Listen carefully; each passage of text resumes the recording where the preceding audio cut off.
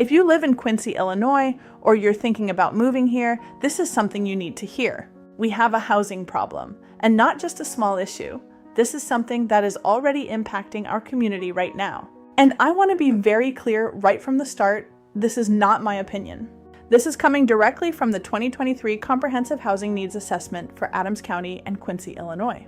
I'm going to be referencing this study throughout this entire series, and I encourage you to look at it yourself. I'll be including it in my posts and descriptions, so you can follow along.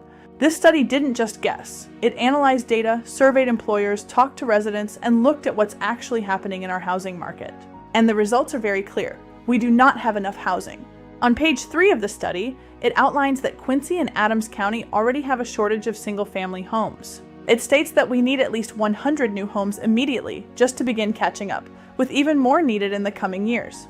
That's not a future problem, that's right now, and it doesn't stop there. Also on page 3, the study shows that our rental market is sitting at a 0.7% vacancy rate.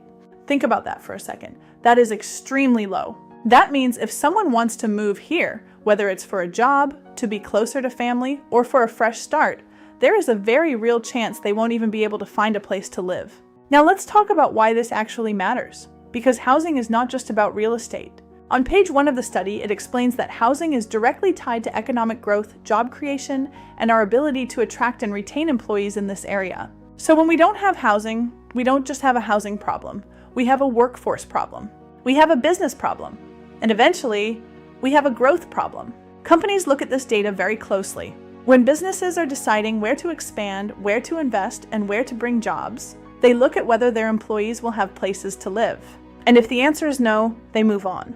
This is where things get real, because doing nothing is not an option. If we ignore this, it doesn't stay the same. It gets worse. Prices go up, rent goes up. Opportunities go down, and we start to fall behind other communities that are ready to grow. And here's something you're going to hear me say throughout this entire series. We have to get uncomfortable to get comfortable. That means we have to start having real conversations about housing, about development, about what Quincy needs moving forward if we want to continue growing and thriving as a community. Because the time is now. We still have a voice. We still have the ability to shape what Quincy becomes.